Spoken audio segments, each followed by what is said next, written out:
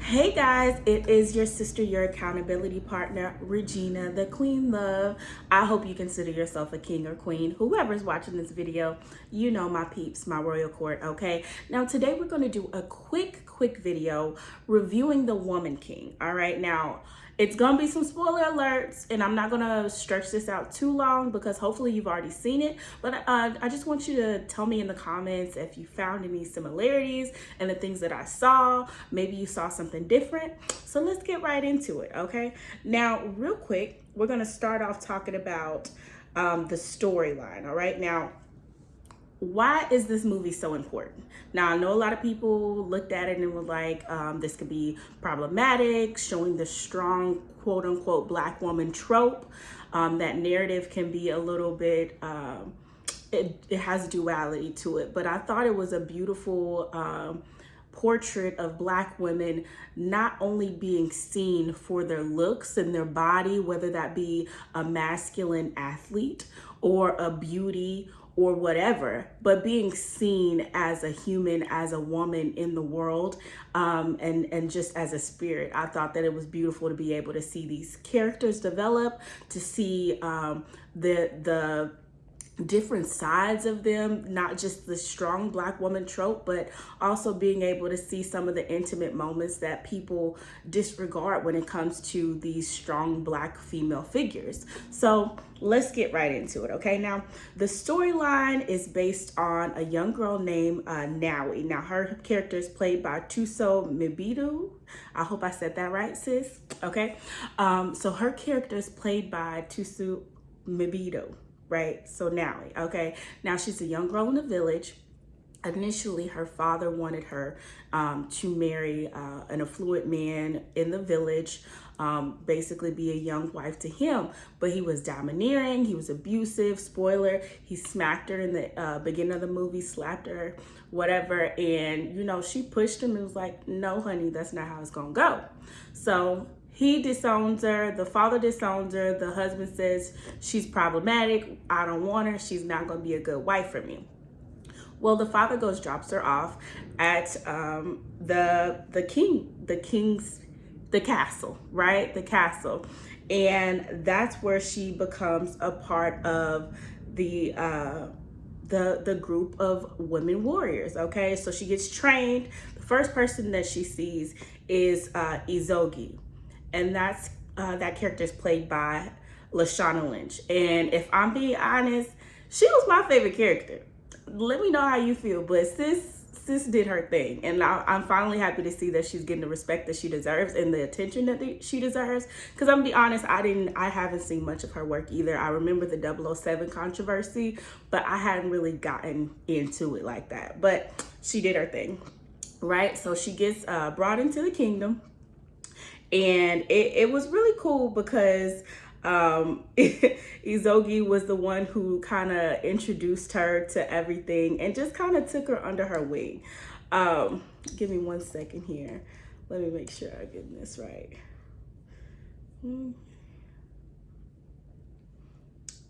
So yeah, so this is her introduction into the Dahomey tribe of warrior women. Okay, so fast forward, she goes through you know, the training, you know, like on Mulan, let's get down to business, like, you know what I mean, like she goes through that whole little montage of learning to become a Dahomey, and they go on a mission. There's a lot of stuff that happens. You can go watch the movie, but let me rewind because I forgot the queen, Viola Davis. So the leader of the Dahomey is Viola Davis's character, Naniska, right? And so she's the one who really pushes Nawi to level up, and eventually there's a big plot twist that happens in the end, but she's kind of like, now we kind of challenges her and says, oh, I thought you were just a regular old woman. And she was like, it's not about that, we have skills, we're not magical, you know what I mean? And she's like, I'm gonna see if you have some. This is in the beginning of the movie. Long story short, Viola Davis's character goes through a transformation. Izogi, we learn to love her in the sense of really being able to identify with her character without it being all about beauty. Naomi's character is very much about beauty, a little bit like she's deciding, okay, and this is getting into the character development of it all. So now he is deciding, basically choosing, am I going to go over and rest on my beauty, or am I going to choose to stand in my strength?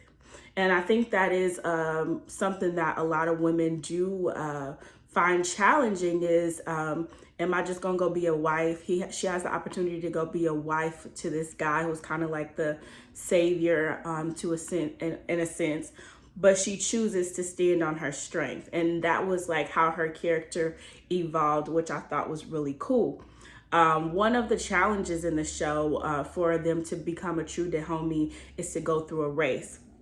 And now he decides to go back, and I'm jumping all over the place a little bit, but bear with me. Now he decides to go back and save one of her friends. Well, Izogi and Aniska both told her, no, we don't do that. You go and you help yourself, and she's gonna have to figure it out because she can't lean on you, and you can't be there to save her all the time. Well, in the end, Naniska decides that she's gonna go back and save Naui once she was captured during a battle. Again, I'm skipping all over the place, but I really want to focus on the development of the characters and their stories rather than just telling you the plot of the movie. But one of the big twists of the movie, spoiler alert, is Naniska figures out that Naui is her child that she had given away when she was a young girl, and she was raped by the opposing warriors or whatever. And these are the people who they're battling throughout the movie. And she ends up, once Naui is captured, going back to get her daughter, which was a real, obviously, a shift for her, realizing that, okay, I need to not only face my past, which she had kind of been running from, she was having nightmares throughout the movie, but also learn that really being one and being a leader, and she had to go against the king's wishes and judgment and all this stuff. Really, she really stood up, and it ended up paying off for her in the end because she was dubbed the Woman King, which is why the name of the movie is The Woman King. A lot of people miss that and they think it's just women over here trampling over men. There was a king the whole time. She did defy the king, but then in the end, because she made the right decision and basically burned down the whole slave trade in the movie, she became the Woman King, right? And then Izogi also gets captured during a battle that they have. And so her and Naui are said to be sold off as slaves, basically. And Izogi's arm had been broken during the battle, and her spirit was just broken. She was not herself anymore, her bubbly, like, strong self. And Naui's like, what's going on here, sis? Like, we don't bow down. We're not going to give up here. What are we doing? And so she kind of helps her, gives her a pep talk as good sisters supposed to do, right? And basically gives her a pep talk, and Izogi's like, okay, get my arm back in place. Like, let's do this. And now he's like, okay, now. And I thought that was really interesting because now he gave her a pep talk, and she's like the little sister in the relationship. She boosted up her big sister and then handed that power exchange right back to her. I don't know if many people noticed that. Let me know if you did, because once she gave her boost back and Izogi was like clicking back on all gears, she immediately said, okay, so what now? Like, she's like, okay, now you back. Okay, but so you still the big sister, so what now? And I thought that was just a really good lesson for people. Like, sometimes, you know, even the people who you lean on for mentorship and stuff, sometimes they need a boost up too. And also, when that does happen, that doesn't mean that you're now like over them or anything like that. You can still give them that respect that they deserve. You know what I mean? So I thought that was really interesting. And in the end, skipping right kind of to one of the pivotal parts of the ending, Izogi and Naui hatch a plan after that. And they decide that they're going to escape when they put them up on the auction block. They get up on the auction block. She's like, we need to create a diversion. Well, Lo and behold, a diversion was made, not even the one that they planned. The guy that was interested in Naui, who had been to the village, her love interest of the movie, he's like, what the heck is going on? Naui, blah, blah, blah, blah. And so her and Izogi start punching the little auctioneers and all that stuff, and they take off running. Izogi's fast. She gets away. Naui's getting caught up. She's a little bit smaller, and these men are grabbing her. She can't get away. Izogi comes back to help her sister, the very thing in the beginning of the movie she told her never to do, because you got to support yourself and you got to worry about yourself. But because they had truly built a bond, and that's what real friends do, she came back. As soon as she came back, she starts running towards Naui. A guy pulls out a gun and shoots her in the back. Now, there's duality to that, because Izogi did say that you can hurt yourself trying to go back and save others. And she did. She ended up sacrificing herself to save her sister. So there was a beautiful, honey, I could still feel the pain. I wanted to cry in the theater. And I was like, oh, she died. No, not Izogi. Like, I loved her. I loved her. And I heard the whole theater just gasp, like, like when it happened. And now he's just like bawling, like, let me go. And then the guy tells her love interest, if you want to buy her, you can. Basically, that was her way of getting out of the situation. Again, being able to rely on the masculine gaze and beauty, which ended up saving her, because if there was no love interest there, then she would have been on her own like Izogi was. And I thought that was such an interesting thing. Like, it showed like how much Izogi had to fight, because she did not depend and lean on the male gaze or the desire of men. Now it ended up in the end it being saving her, but she chose differently and chose to say, hey, you know what, I do love you and I do find you like handsome and all this stuff, but this is not who I want to be. I don't want to just be cooped up and just a little wife. I'm a warrior, you know what I mean? I want to be with my people. So I thought that was really interesting. And then it gave us kind of a happy ending, because when Nanisca came back, she came back after Izogi had already passed away. And that was when the Dahomey tribe, the Dahomey warriors came with her, because she was going to go on her own. They caught up with her, and then they burnt the whole place down. And her and Naui came back together. And so it showed that even though it didn't work out with Izogi coming back to save her, coming to help, it did with Nanisca, and it's still the right thing to do when you love somebody. So I thought that was really interesting. The visuals were amazing. Moving on, just seeing these dark-skinned, beautiful people, the lighting. And I was watching a movie from the early 90s, and people always talk about the lighting of dark skin during that time and how it just looked like it didn't have its glow, it didn't have its vigor. You couldn't see our eye color, things like that. And in this movie, all the details were just on point, from the vibrant colors to seeing in the eyes, to seeing the hair texture, to seeing the glow on the skin. I thought that was beautiful.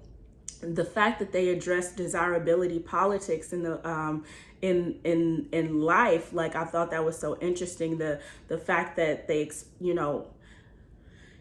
there's some women who are stronger. Like, there was a point in the movie where Izogi beat a man in this sort of competition, but also not only looking at the athleticism of these women, but able to see them as people, as I mentioned at the beginning of this video. I thought that was amazing. All right. So also just seeing that transition of, it wasn't just all about women leading. Like, I think that was a really big part of it, but at the same time, it was about men and women even working together, because there was another section of the soldiers in the kingdom who were men, and they fought alongside the women, and they were comfortable with the Dahomey women, doing their thing, but they helped them. And in the end, it was a man who said, you know what, you have what it takes to be the woman king. And I think that is a conversation that needs to be had.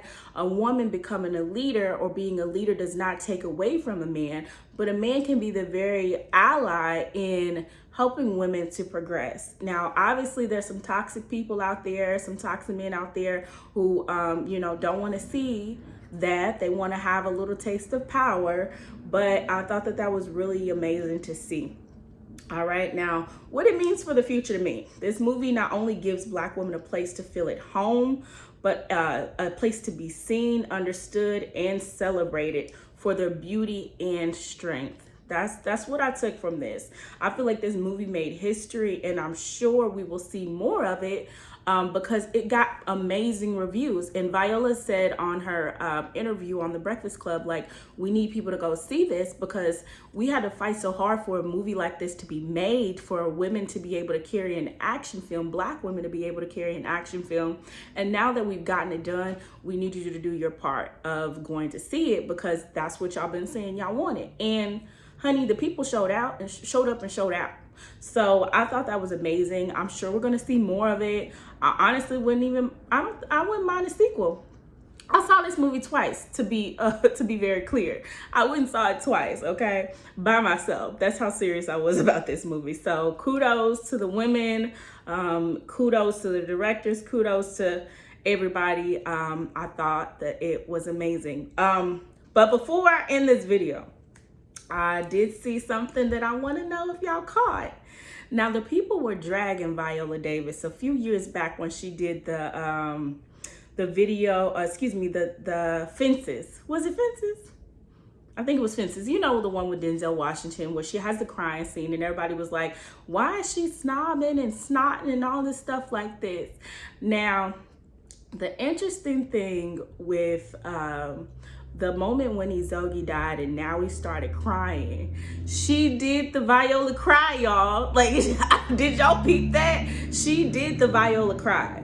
And it was very interesting to me to see her, like the snot and everything like that. But it made me even realize, as much as people thought it was gross, but like, there may be times where your heart is broken so much where you just wail. Like, like the old folks say, you just wailing.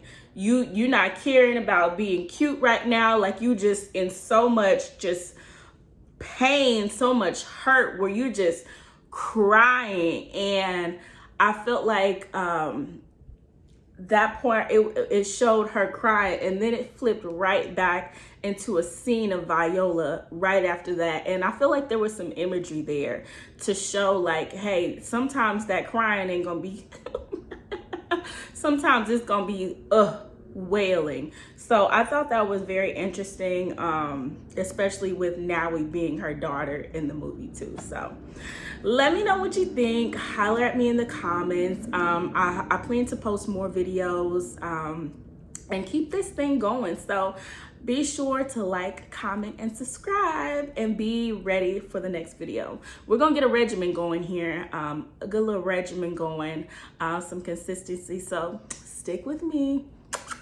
Till next time, peace.